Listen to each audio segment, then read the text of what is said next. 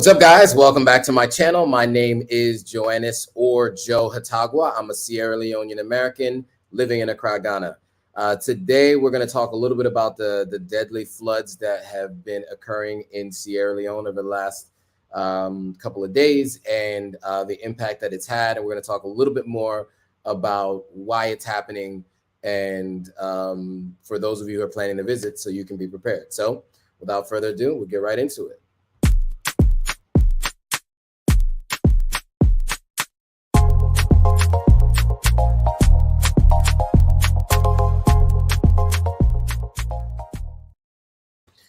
All right, we are live. We're live on Instagram, we're live on Facebook, and we're live on YouTube. So as I mentioned before, we are going to talk about the deadly mudslides, the deadly flooding that has happened in Sierra Leone, and the correlation to the previous mudslides that we saw in 2017. So we're going to talk about that. But first, just want to make sure you guys can hear me. Let me know if you guys can hear me. Just want to make sure you guys can hear me. Let me know with a thumbs up. And then those of you who are on Instagram, I am going to be reading an article on YouTube and playing some videos for the YouTube audience. So if you want to watch on YouTube, the link is pinned there. It should be pinned. It doesn't want to pin, so let me pin it. Yeah, the link is pinned. So if you're watching on Instagram, you can just click on that link. It'll take you right to the video on YouTube. Okay, cool. So Aisha says you can hear me. Taga says they can hear me. Menelik says they can hear me. Okay, cool. Can I get a thumbs up from you guys on Instagram so I know you guys can hear me as well? A few new people are joining. So let's see. Sherlan Salon, shout out to you. You said you can hear me. Okay, great. So you guys can hear me. All right, cool. So today, look, when your parents are West African, specifically Sierra Leone, I know some Nigerian folks who say their parents do the same thing. You get these things forwarded to you, constantly. So many things get forwarded to you. Not always with context, but just like letting you know something is happening in Sierra Leone. And so, I thought I would talk about this today because many people in the audience have been talking about getting their dual citizenship and going to Sierra Leone. And just it's good to know some of the things that happen in the country from time to time. So there was some torrential rains and downpours that caused some extreme flooding. And so I want to share with you guys maybe a little story that I found on a website called Foodless. Believe it or not, there aren't too many sites that are really explaining what happened during the flooding, right? Even the local stations, when you Google it, it always comes up with like the older stories. AYV is one of the local news stations. They did do a story on it as well. They have a newspaper, they have a YouTube channel, whatever. But there were some mudslides and torrential rain. And so as of right now, the count, it looks like it's about, we're up to 8 folks that lost their lives due to the flooding and potential mudslides that came from it. So first, obviously, thoughts and prayers, and my heart goes out to those families because that is devastating to lose someone through a natural disaster. I think it's crazy to think. And there are a couple things that people feel like have a lot to do with it. But before I get into where people feel and people think that it's coming from and why it's happening, let's first just kind of get into the story itself and kind of give you a little bit of understanding of what is actually happening. So let me see. So this I'm going to go by this website, which basically was trying to get information from local outlets. So I'll just read through it. So let me share my screen so you guys can see what it is I'm talking about. Sorry, I'm supposed to be going to look at an apartment tomorrow. And at the same time, I'm supposed to be looking at apartments from two different real estate agents, and both of which are trying to reach out to me. So you'll probably hear my phone go off a few times during this live. All right, cool. So, so here's the story. Basically, there was a mudslide that destroyed 2 adjacent homes in an informal settlement. So what they mean by an informal settlement is really basically like what some people call like a shanty house, or some people call, in Sierra Leone, they're called pambodis. The best way I can describe it is if you guys ever saw like Bad Boys 2, and they're driving down those mountains, and there's all those houses with tin roofs, right? They're like wooden structures with tin roofs. A lot of them do have cement though, that's used to kind of stabilize it with walls, and they put cement on the floor. I have something like this on my property as a temporary housing for my caretaker.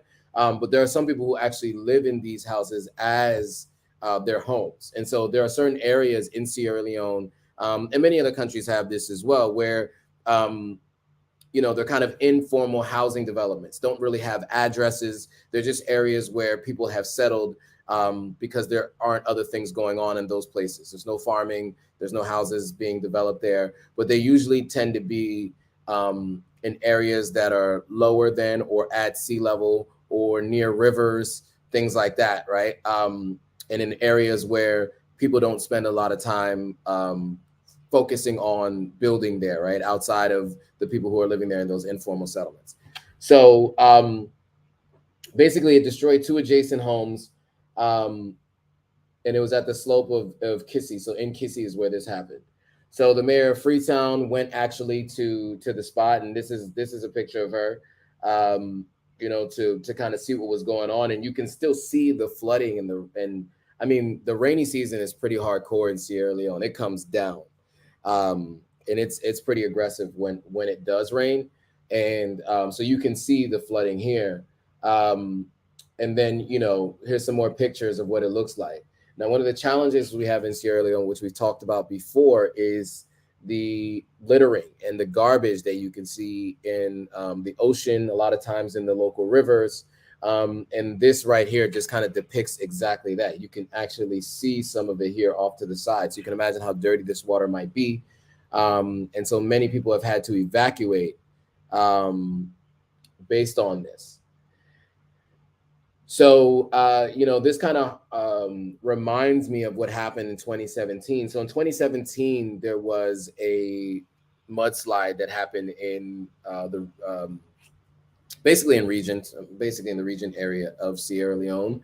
And it was a place where people were told not to build. And then, of course, because they didn't want to take heed of those recommendations, they went and did it anyway. And something like 1,000 lives were lost in that mudslide. So obviously this is a little bit different. It's a little bit smaller of a mudslide. It's not has such a devastating effect, but it was so let me go back to the original one. So that was August 14th, 2017.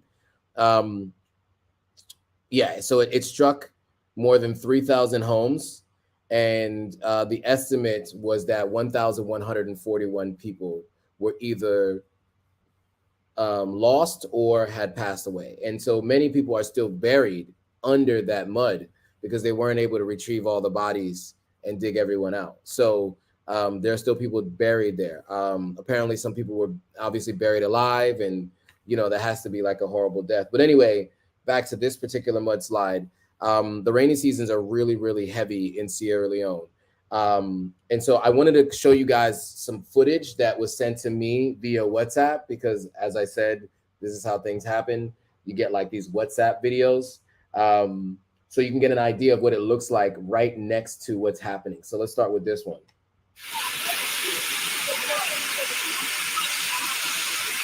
So as you can see, these are the tops of houses, right?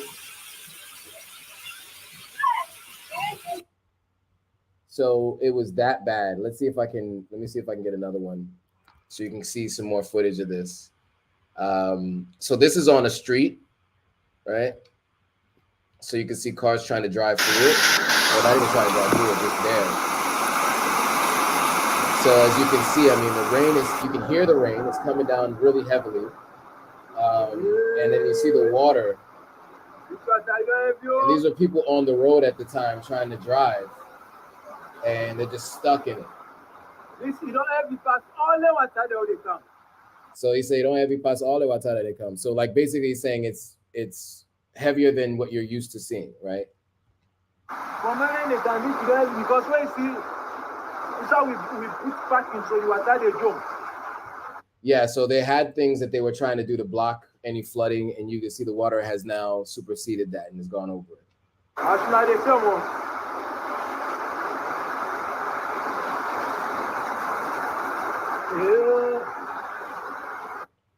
So, you know, obviously immediately I was called because we have a house that we're building, and you know, there were some questions because where I'm building, there's torrential downpours all the time. And so there's always the concern of what that water is going to do.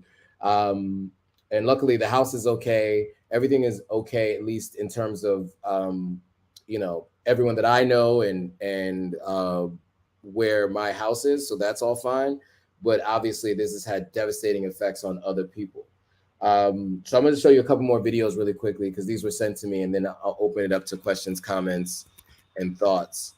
Actually, before I do that, let me just pull some stuff up. So Aisha LaDon is saying this is happening in Pakistan as well. Climate change is no joke, especially in countries like Salone.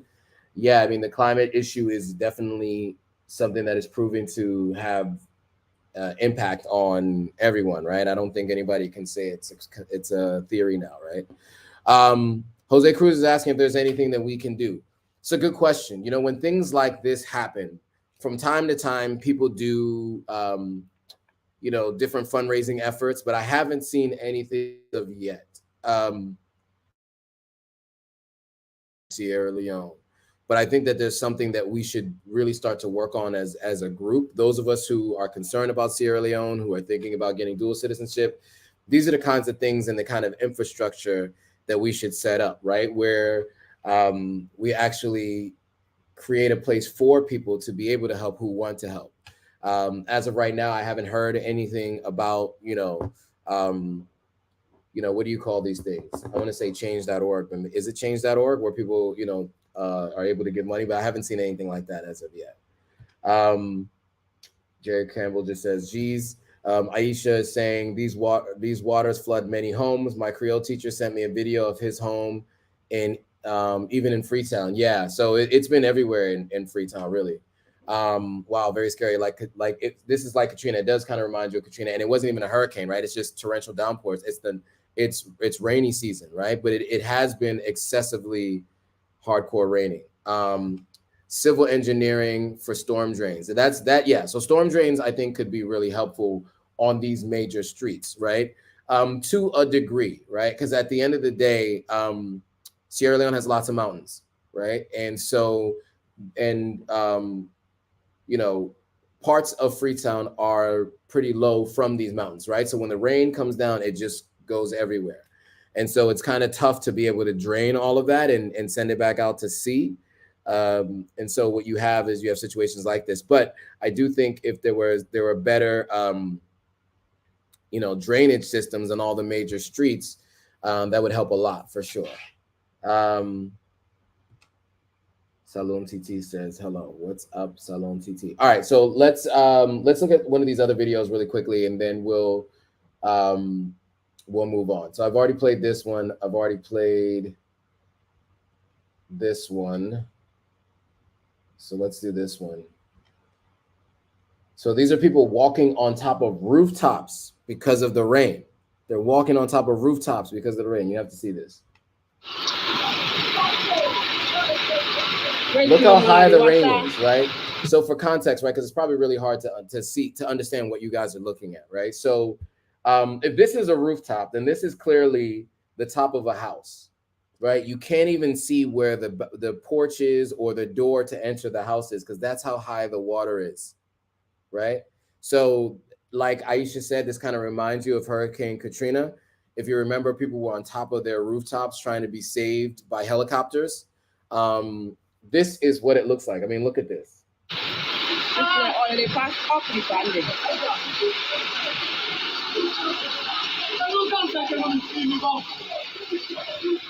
So, I mean, look at this. Look how hard the rain is coming down. Look at the water flowing at the bottom here.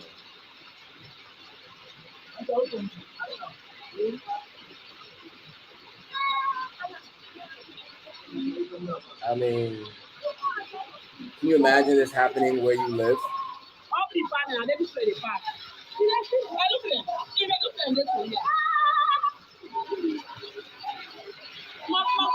It's sad, and it's really crazy to think that this is how. And there really isn't a solution. There isn't somebody coming out there, right, to try to help them and save them. They have to just try to figure it out for themselves, right? When situations like this happen, unfortunately, for the most part, from what I've seen, is there's always a reaction to it afterwards, but there isn't any there hasn't been a concerted emergency response system to help them while it's happening, right? Like I mentioned, and there was a ton of neglect in the United States during Hurricane Katrina. If you guys remember, the Kanye, George Bush doesn't care about Black people statement and all of that, right? You had people on rooftops, but FEMA eventually came and they eventually started giving out food and helicoptering people out and moving people into different places. I haven't seen a solution for resettlement of any of these people or any solutions for how to help them under these circumstances. Now, that doesn't mean there won't be. And if there are, I'll definitely share it with you all. But to me, I mean, this is like really devastating to see. And to know that like, this is somebody's actual existence, and I'm only, 2-hour flight away from people who are going through this right now. So I wanted to share this with you guys because this kind of stuff doesn't make international news, right? So many of you who might be familiar with Sierra Leone are interested in going, all that kind of stuff. You may not ever even hear about any of this. This stuff doesn't really make it to like BBC that often, or to CNN International or any of the other local stations, right? So it's important for us to talk about these things in these forums and try to come up with solutions and find ways to help. But yeah, so that's this video. Let me see if there's another one here that's depicting. Did I already show this? Good morning. Today the 28th August, Sunday.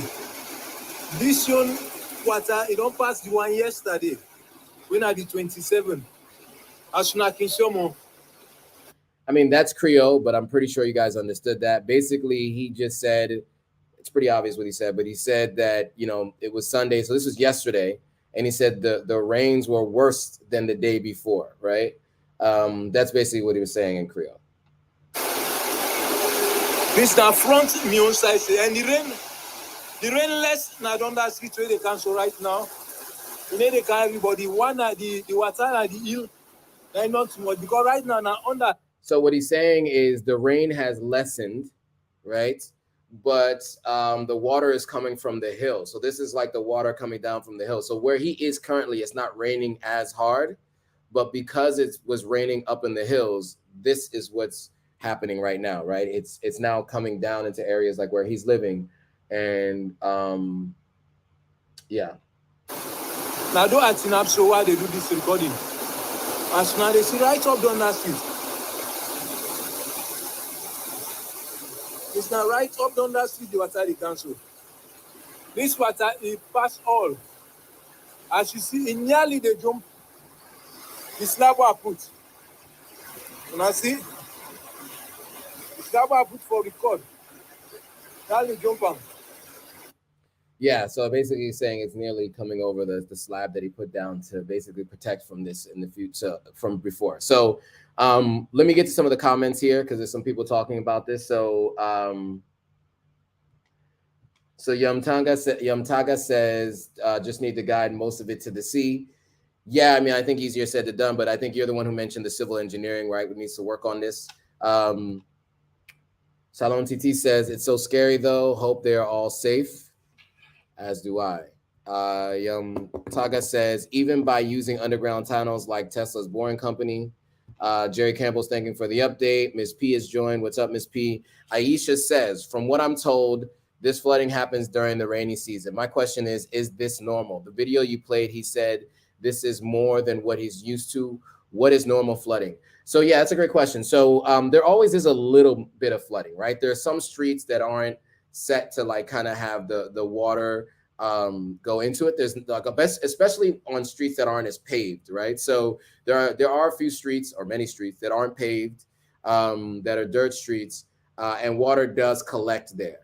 And so, you know, earlier during the rainy season this year when I was in Sierra Leone, I drove through water that was I was about a foot high, maybe about a foot and a half high, on one street, but most of the rest of the street was dry, but it kind of puddled in one area because the street wasn't really very well paved.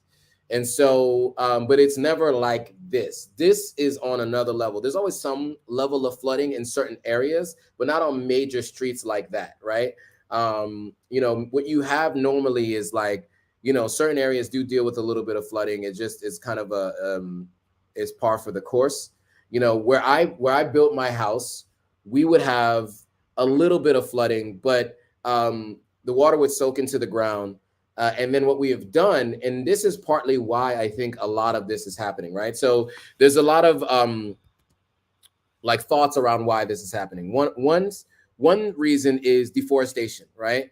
When the lumber industry has become such a big export for certain businesses, right? Certain businesses have figured out that they can get lumber from Sierra Leone because there's so many untouched, really old trees in areas that have never really been, you know, deforested before. You know, it leads to the water not being soaked up by those trees, right? Like naturally, those trees would soak up a good portion of that water, but you have deforestation. So that's one issue that's causing this. Then there's also the soil erosion from the deforestation, right? So now you don't have the soil to even soak it up to keep the water from flooding to new areas. And then the other thing that I'll mention that doesn't get brought up enough is the settling in these mountainous regions. So why does the settling in the mountainous regions have anything to do with how, and you know, with how the water is being funneled down to the lower levels in the streets? When you start to settle in these mountains, right? One of the things you do is you build a wall around your property and you build gutters on your property. So that means that there is some rain that, you know, that gets captured in your property, right? Some rain. But most of the time you've built gutters so that rain runs out of your property elsewhere.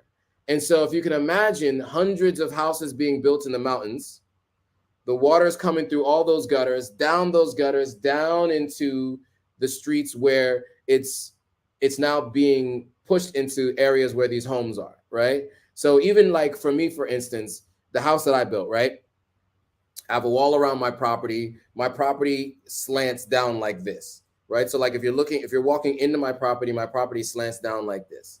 Okay, I have a gutter on the outside left. You guys have seen those videos. A gutter around the front, and then I have a gutter on the right-hand side too, right? So when water comes into my property, it comes down like this and then down into the gutter across the front of my property.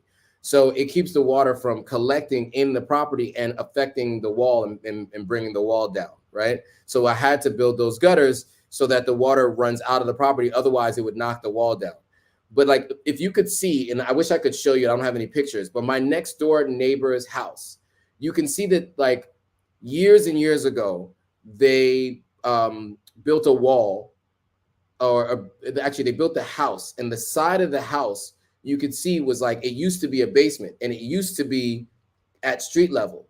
But because of the water erosion throughout the years, over 100 years, what you see now is basically the basement is now like, you can't walk into it because there's no doors on this side, but where they had really built what was like a basement is now like above ground level because the water made the Grand Canyon, right? So it finds a way and it makes a path, especially when it's coming with that kind of speed. And so that has a lot to do with how water has been and flooding has been impacting people. And so, yeah, Yumtanga says natural flow disruption. Exactly. And so what it's doing is it's disrupting the natural flow and getting into areas where maybe there normally was flooding, but at much higher levels now than it would be previously.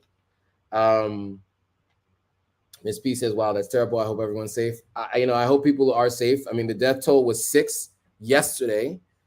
As of the most recent report I saw, it's now 8. So 2 more people have lost their lives due to this. Jerry Campbell says it seems like a drainage problem. That's a big part of it. Yes. And I hate to, because obviously, what I did with my property to ensure that, the walls don't fall, I think has a small part to do with how the water is flowing. But I think they need to do a better job as a city and as a country figuring out how to get this water to flow out back into the ocean. And I don't know how you do it. I don't know how that works, but we really haven't done a good job of that. Jack Jackson says there are major drainage issues that can be mitigated by rerouting the current and planting lots of grass and trees. I did not see a lot of grass and trees in Freetown. So I'll be real about that. Yeah, there are certain areas where people are building and it's all cement, right? And they're not replanting trees. I cut down a tree on my property, but I will be replanting multiple trees to replace it. Because one, I'm not into the idea of cutting down trees and not replacing them. But it was pretty much like a dead tree. And so it had to be cut down. It was a really old dead tree. It's at least 150 years old. But in any case, yeah, I think that is the case. What Jack said is true. All right, so I'm going to go back to some of these videos so you guys can see what exactly has been happening. Look at the cars. So it gives you an idea of how high the water is on these streets where those cars are.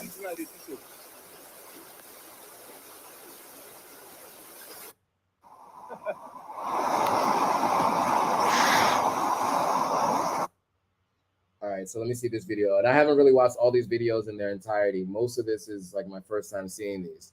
But let's take a look here. Wow, what's down there? Jesus Christ.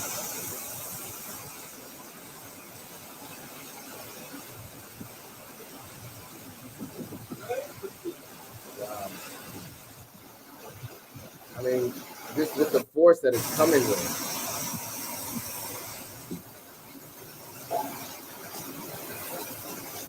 It's hard to see what they're showing, yeah. And the rain is coming down like crazy. You see some of these houses that are underwater. Let's go to this last one.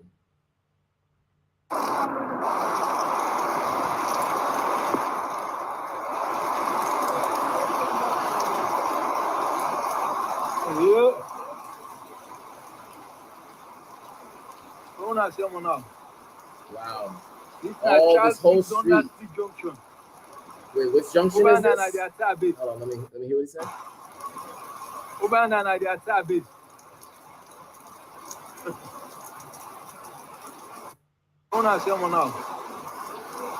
This is Charles Street, Donald Street Junction. Charles Street, Donald Street Junction. I actually don't know where that is. Wow.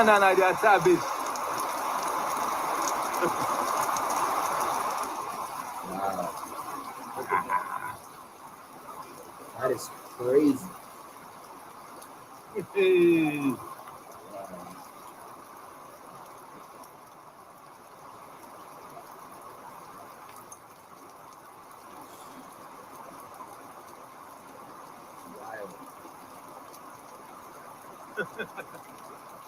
This one, everybody yesterday, all you can do is laugh. All they can do is laugh. So yeah, I just thought I would share that with you guys so you guys know what's going on. This is the kind of thing, like being a Sierra Leonean, right? Like, everybody's on WhatsApp. I got forwarded all of these videos this morning. Everybody's concerned. Everyone's checking on each other. What's happening? Is everyone okay? And then the next thing people are asking is like, what's the property damage? Has the property been damaged? How is it looking? I've gotten word that everything in my property is okay. I spoke to my contractor last night.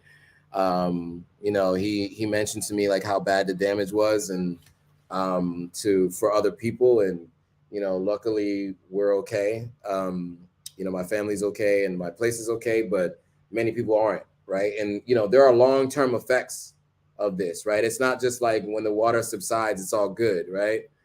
People's houses are damaged, people's businesses are damaged. There's going to be lasting effects, and we'll never really know how much it affects, the people of Sierra Leone or those people who were directly impacted. There'll really be no way to assess it or know. And we may not even get a full count of who has lost life based on this. And so, it's what I'll do is I'll do my research and find out if there's anything we can do for these folks. If there's an organization that is trustworthy, that's collecting funds to help, I'll definitely let you guys know. I myself, I'm not really aware of anybody who's doing anything about this. But if I do find out, I will let you know. I'm just going through the comments from Instagram because I realized there were some comments here that I didn't originally acknowledge. So,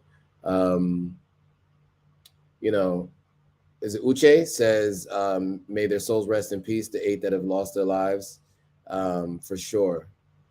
And then a few other people just joined.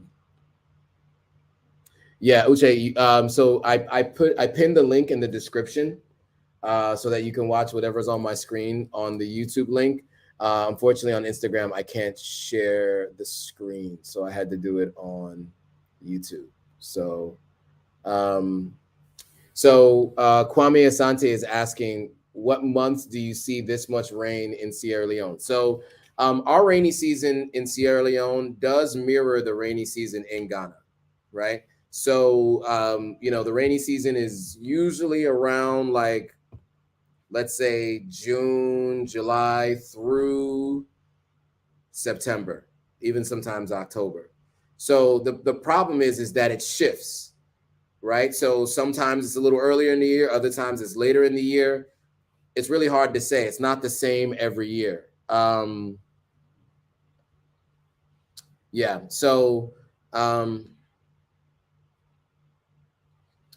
Jack Jackson says, Joe, do you know if the mayor's plan includes dealing with drainage issues? And if so, what is the cost? I don't know. So from the articles that I've seen so far, it's just shown that she has gone and looked at it and has given her condolences.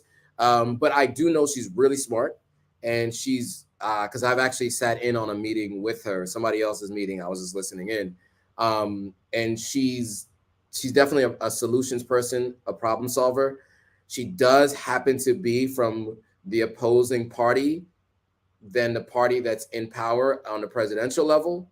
So I do understand that there has been some contention, as far as I understand and as far as I'll go, in terms of the parties and the situations between what she's been trying to do and some of the blockage she's been receiving from other federal funding. And so I would hope that they can all work together and put together a plan for Freetown based on this, even though they're part of opposing political parties.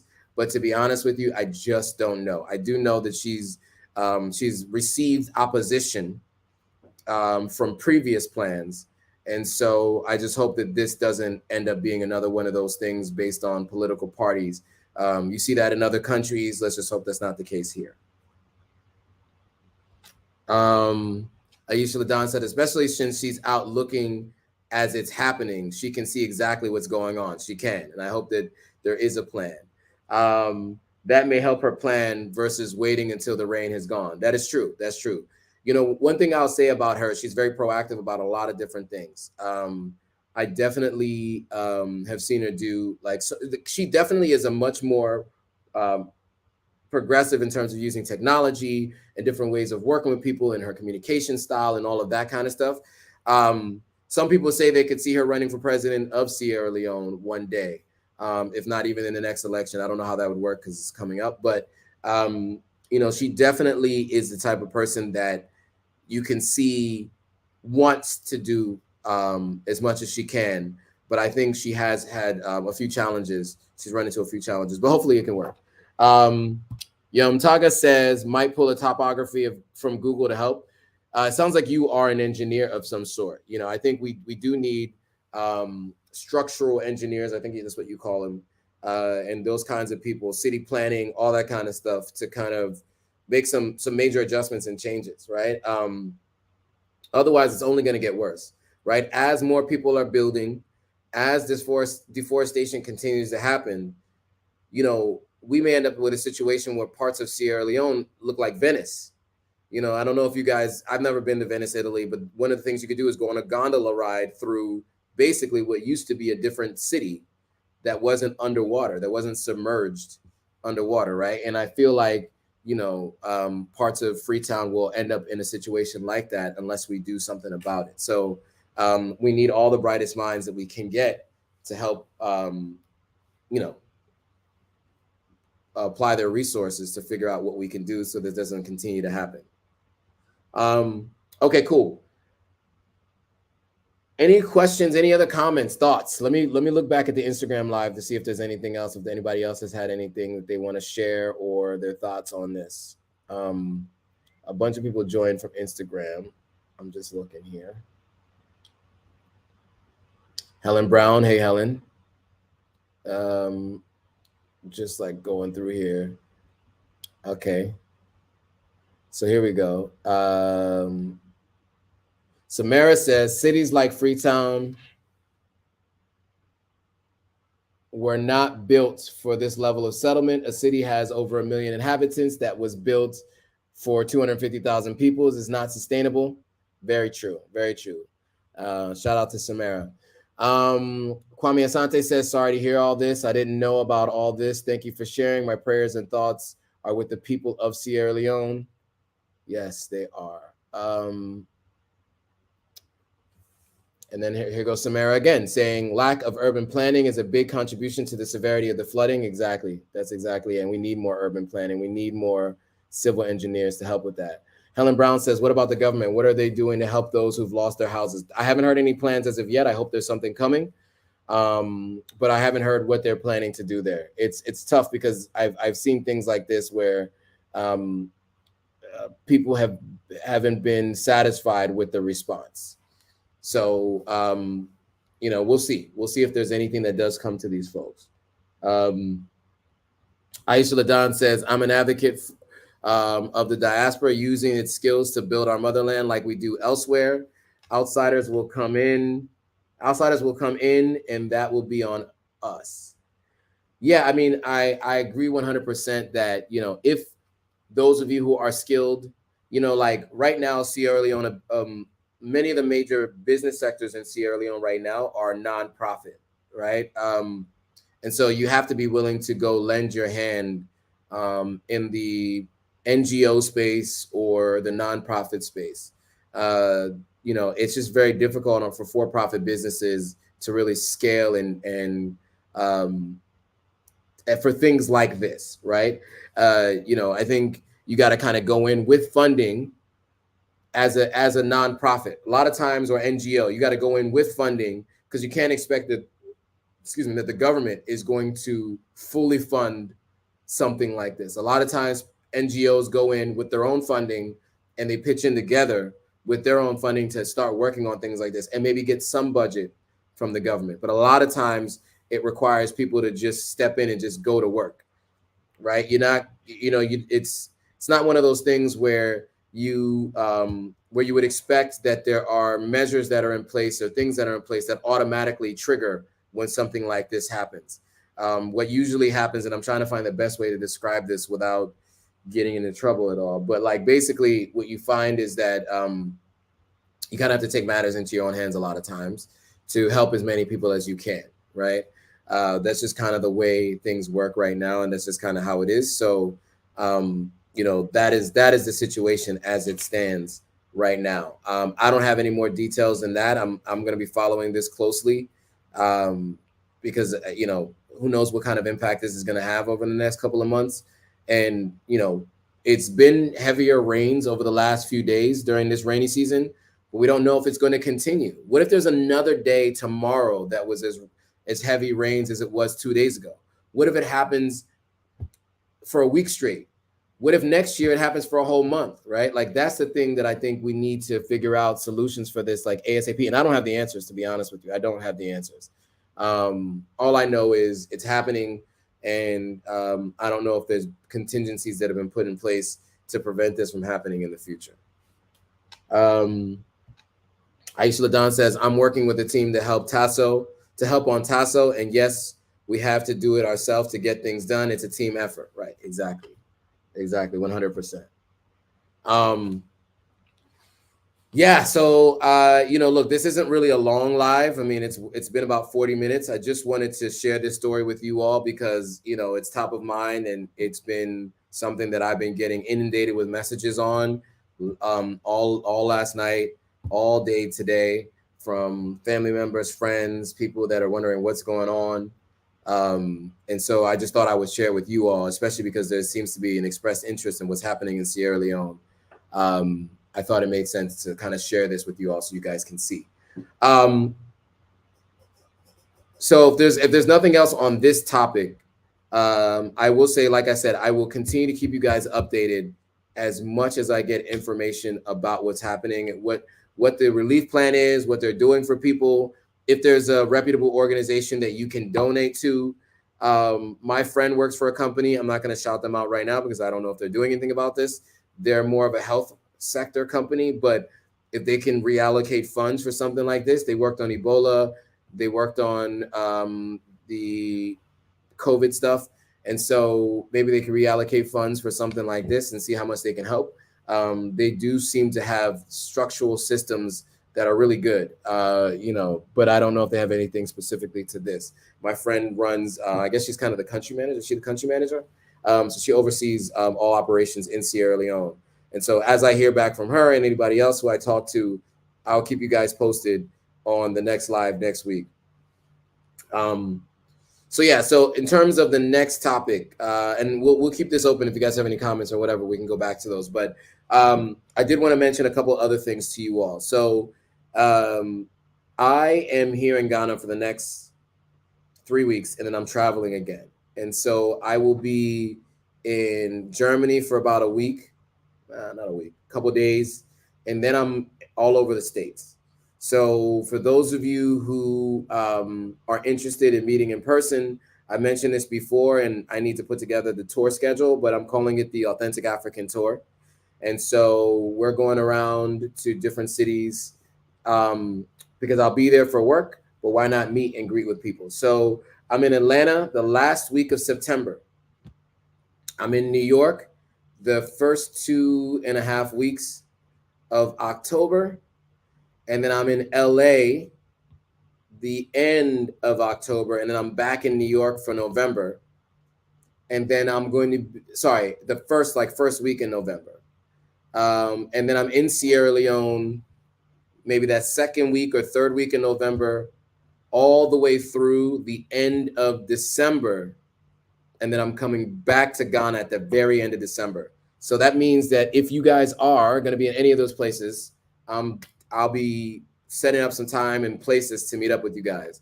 I'll make sure to send you links to Eventbrite so that you can RSVP to meet up with me in person. This way we can ensure that we know how many people are coming and we can plan accordingly. I'm going to give plenty of advance notice. So when the flyers are done, I'll put them up on all of my lives so that you guys can be aware of what's happening in my travels so that we can all meet in person. So Aisha says, thanks for sharing. Hopefully we can find a way to help. It's very sad to see. I seen UNICEF did something in 2017. Maybe they will again. Maybe. And look, I think it's always, I appreciate UNICEF coming in and helping. The problem is that it's always done afterwards, right? Because by the time it gets to them, by the time they mobilize, and by the time they come in and do something, it's kind of like it's not saving anybody from the circumstances in which they are in now. And that's really why I think we need to have a better system to do something to begin with. And that's the challenging part, right? I mean, look, I I want to do more. I don't have the thoughts or ideas about how to help right now, right? But I want to share this with the audience, and then share ideas as they come, right? So that's something I definitely want to do. So as you guys are aware of what's going on, and you guys, you know, obviously share your ideas to me, I will do my best to disseminate those ideas through this platform and through others, to see if we can get a coalition of people together to start working on solutions for something like this. Back to the topic too. Yamtaga says, are the people willing to die instead of picking up shovels? I'm sure African countries are full of mining equipment.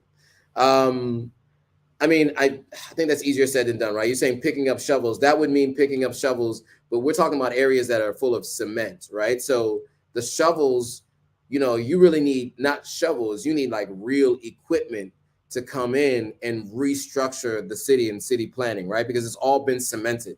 All that water that was flowing, mostly that was through cemented areas. So I get the idea. I think maybe you were just kind of using that terminology, picking up shovels, but I think it requires organization. I think it requires a skill set and a knowledge of structural engineering and how to revert the water.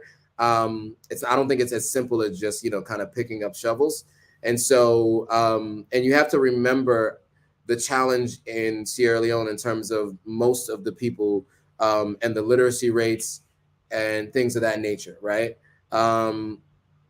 You know, this is really challenging for many people because, you know, a lot of people who are in these situations, who live in these places, don't realize that it's only going to get worse, right? It's almost always like it's like they're surprised every time it happens, right? And so, you know, you have to understand that there's just, you know, certain people just don't have that knowledge, and there's every population has that, a group of people who just aren't fully aware and understanding of what is actually happening around them, you know.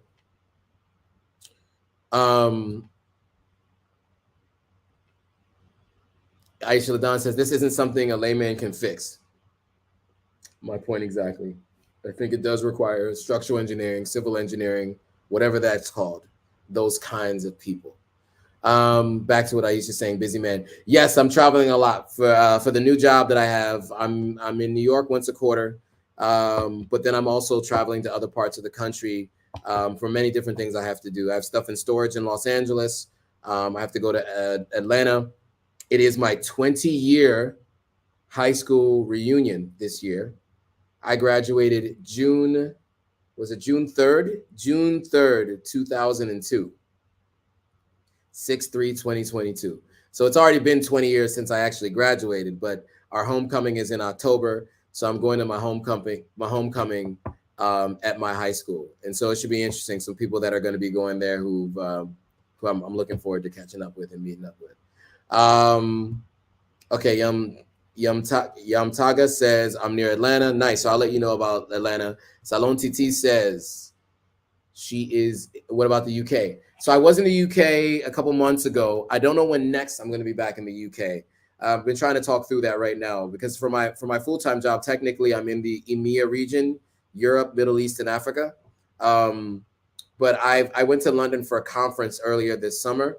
I don't know if there's any more conferences towards the end of the year. And to be honest with you, I don't plan on leaving the continent once November hits, right? So I'm doing my civic duty in the United States and voting in the midterms. And for the, you know, I'm not gonna, you know, we're not gonna get too deep into that. I won't do that on this channel. But I'm doing my civic duty and voting in the midterms in the United States, and then I'm out. I'll be gone in Sierra Leone till the end of December before I come back to Ghana. Okay, cool. Any other thoughts, comments? I mentioned the tour, so the tour is happening. So yeah, so that's definitely happening, and I'll keep you guys posted as I mentioned before. More content coming. I definitely am way behind on my weekly updates. Somebody reached out to me the other day and said something to me about, I hear you're about to leave the country for 7 weeks. That's because I did my weekly updates, but I'm about 6 or 7 weeks behind, maybe even longer, maybe 10 weeks behind on my weekly updates. So over the next month or so, I'll be doing 2 weekly updates a week to get me caught up on the weekly updates so that they'll be happening in real time going forward once we reach the end of October. By the time we reach the end of October, the weekly updates will be like the week before or 2 weeks before is this week's update, right? So we're gonna try to be as close to real time as possible because I am a bit behind. And as you guys know, I got a lot going on. You know, I'm not as stressed as I used to be, but I still am working as hard as I've always been. And so with everything going on, editing has been something that it just takes me some time to do. So Yamtaga does say, in terms of this mudslide, layman can help if directed. Sorry if I sounded callous. Yeah, I mean, I understand. You know, sometimes in writing it comes off a little bit more callous or direct than you might mean. So totally get it. Let's see. YMCMB 1955 says, keep up the great work. Thank you. I appreciate it. All right, cool. So look, we're at 51 minutes. I thought around 36 minutes we bring this to a close, but it looks like people are still on and still engaged. So we can keep the conversation going. If there are any questions that people have for me, any comments, anything that anybody wants to talk about, more than happy to talk about it. If not, we can end this shortly. So what I'll do is I'll give you guys some time to ask any more questions. I'm trying to think if there was anything else I wanted to talk about today. Today's been a crazy day. I had to I have to justify certain things for my senior leadership. And so I have a lot of work to do to help make it make sense. So yeah, but yeah, but by the way, but Yamtaga, I do agree. Like if directed properly and you have enough folks, yes, I do think, you know, whether you are well versed in this area or not, if you're given directions and you have, you know, any form of basic skilled labor, it can really help fix something like this. But I think what it's going to take is someone to come in and just say, I'm going to make this change, and you know, take matters into their own hands and come in with their own funding. This is a good question. So Aisha says, is it raining in Ghana? So this is really interesting. Now, Ghana as a whole, the country's big. I don't know about what's happening outside of Accra, right? So I couldn't tell you if it's raining heavily in Cape Coast or Kumasi. But from what I understand, the rainy season in Ghana is not as aggressive as the rainy season in Sierra Leone. For whatever reason, Sierra Leone has a really bad rainy season. I don't know what it is that's causing it, but it's really bad in Sierra Leone. So here it rains, and it has rained, right? There have been some instances of people mentioning flooding, but like nowhere near to the extent of what you see in Sierra Leone in terms of the rain or the flooding. You know, like for me, for instance, like I went out Saturday night, right? And when I went out, it was like drizzling a little bit. And so I ended up, you know, chilling outside, having dinner, and I was out for hours and didn't get rained on at all, really. And so it's not like torrential downpour like it is in Sierra Leone when it rains here. What I do understand is parts of Nigeria, especially in Lagos and Victoria Island, it can have torrential downpours during their rainy season. But like it hasn't really been consistent at all here. But in Sierra Leone, it is constant, right? I mean, it just goes. And that's why people they stop building like their buildings during the rainy season, because it's like it's impossible, because everything you're doing, you're mixing it and you're hoping for the sun to dry it. And when it rains really hard, it just kind of messes everything up. Menelik says, have you ever experienced the flooding in Ghana due to the rainy season? I have not. There has been a little bit of flooding. So during the early part of the rainy season, while I was in Sierra Leone, the building that I live in, right out front, basically the street is here, and my building, so the street is here, my building is right here. You know what I mean? I realize I need to cut my nails. I always forget to cut my nails. It looks crazy right now. But anyway, so the street is here, my building is here, right? And so it was raining, the water built up, and then it flooded, and even the first floor apartments in my building did get flooded. It rained pretty heavily, and the water got into their apartments. And apparently they had to like sleep for a night somewhere else. from what I was told. And so I haven't been personally impacted by the flooding, no, but I've heard it even in my own building. It's come up. And then in certain areas of Ghana where it's a little underdeveloped, certain streets, you know, are just like kind of dirt streets. And so they have potholes in them and water fills up and all that kind of stuff. So that happens for some people, especially if they live next to someone who's building, it's going to be an issue. So yeah, but I haven't personally been impacted, no, to be honest. Helen Brown says, how is your house? One of your previous videos, you talk about someone jumping your fence, stealing something on your car. Yeah, so what I was talking about was there was a car I was planning to buy. I guess I should have gave some context. There was a car I was planning to buy. My next door neighbor had this car. I wanted to buy it, but they were asking for $4,000 and they wanted like $2,000 one month and then $2,000 the next month. And I just wasn't going to be able to do that. And so I told them, unfortunately, I can't buy it. But my caretaker on my property had been helping them fix the car and make it ready for sale.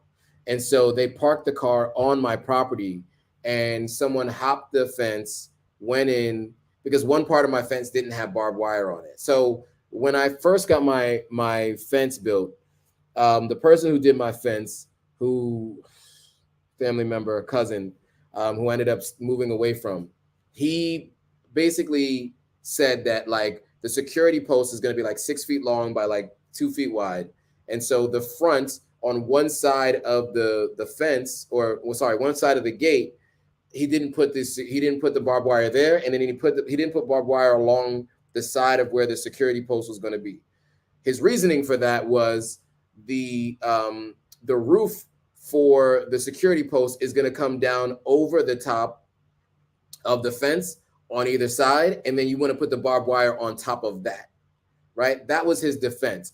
Now that I've talked to my new contractor, I think it was just that he just wanted to stop the work because it was right before Christmas, and he wanted to get his workers home for Christmas and didn't want to finish the work. And then I ended up not being able to work with him ever again. So he just basically like left without finishing that element.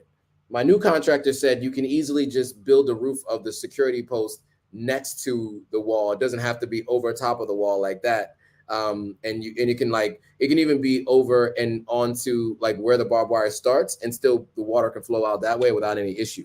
So anyway, my point is that was why that area of the fence was unprotected.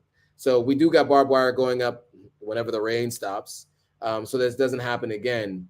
But we also had to build the wall up higher. So one of the things we've done is the wall was at 10 feet, but then there was a stool that was about like 3 feet. And so now it only makes it a 7 feet difference from the top of this block that we use to kind of catch the water, the heavy waters from coming onto the street, but to hit up against it and go down the drain.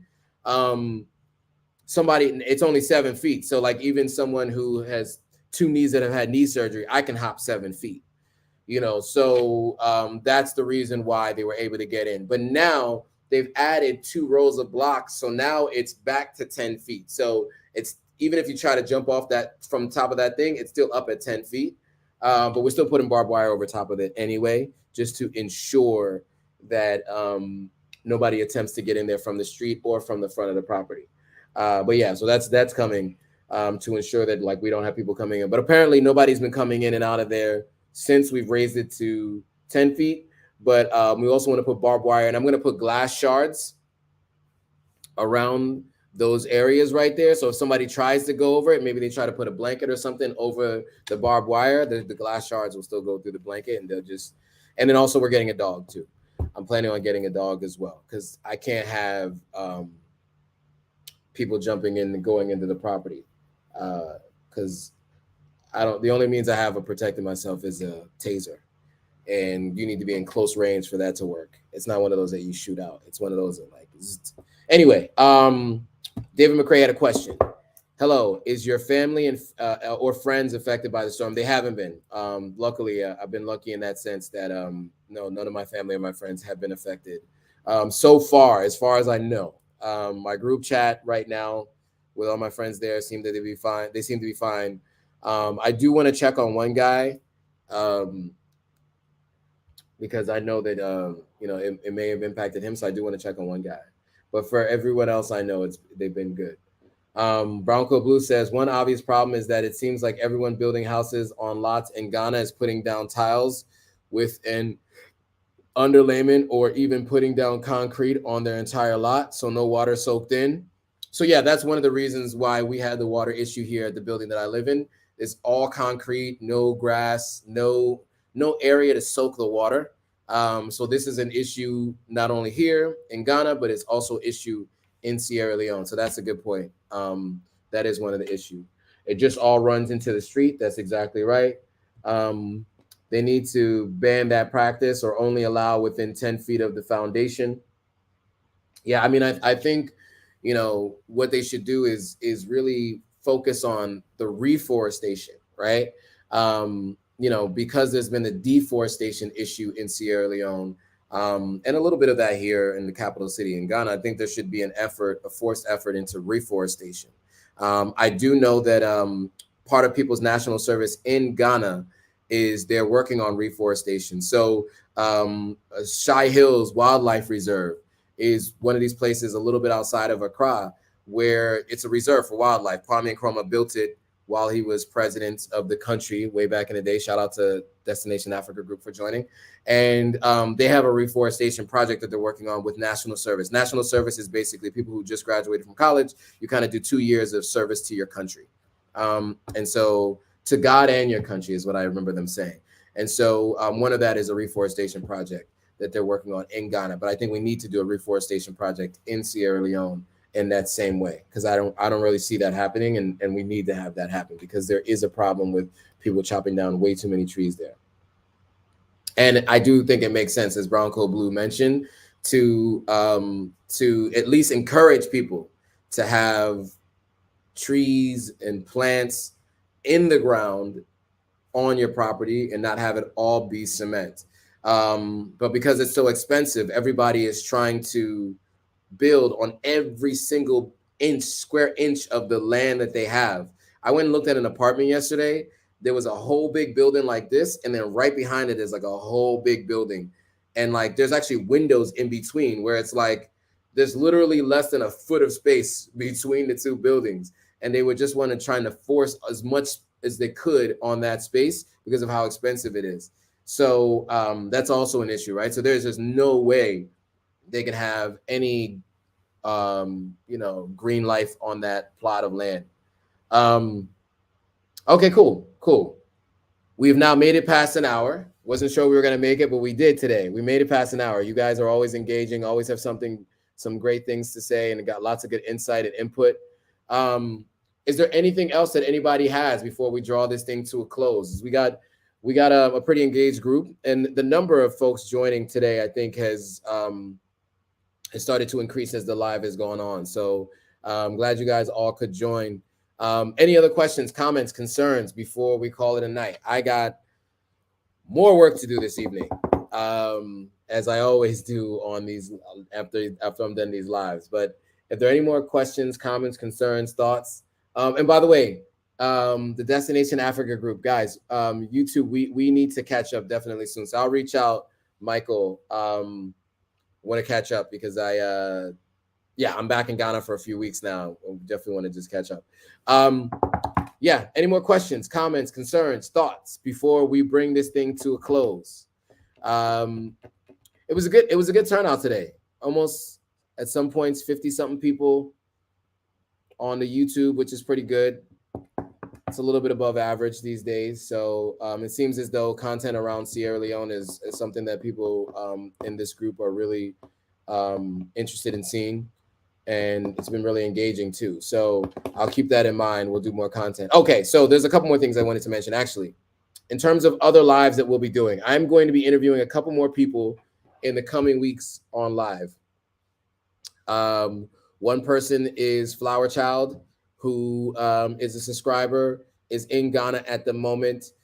She lived in Gambia for just a little bit and then is here in Ghana for the time being. So we'll interview her about her experience in the two countries, and you know how it's been so far here in Ghana and what her plans are, things like that. I will also be interviewing someone else who has a business that brings people to the continent and helps them go around. She's been interviewed by a couple of other folks, and I definitely want to interview her myself. And then there are other folks that I have in the queue that will be coming. I definitely want to interview more people about their experience moving to the continent and everything that comes along with it. So, by the way, my interview with Maya King. So you guys might remember about 3 weeks ago, we did a live, Maya and myself, about the cost of real estate in Ghana and buying real estate or renting real estate and Airbnb. I actually interviewed her a while back, but it was still all very pertinent information and good information. So I actually have that up on the channel right now. It's a little over 2,000 views or something like that. So it looks like people are finding that very interesting too. Just a couple of days ago, it's been up for a few days. So just go to the channel. You can find it there. Like, comment, subscribe, all of the above on that one. She has an interesting story. You know, she came for 3 months and then ended up staying, right? She got a job, everything. Like, her whole story is really interesting, and her viewpoint and her coming here since like 2017. So long before the year of return. So it'll be interesting to hear her story.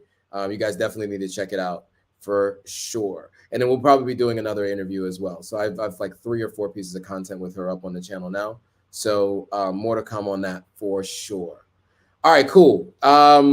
Is that it? No more questions, comments, thoughts, concerns?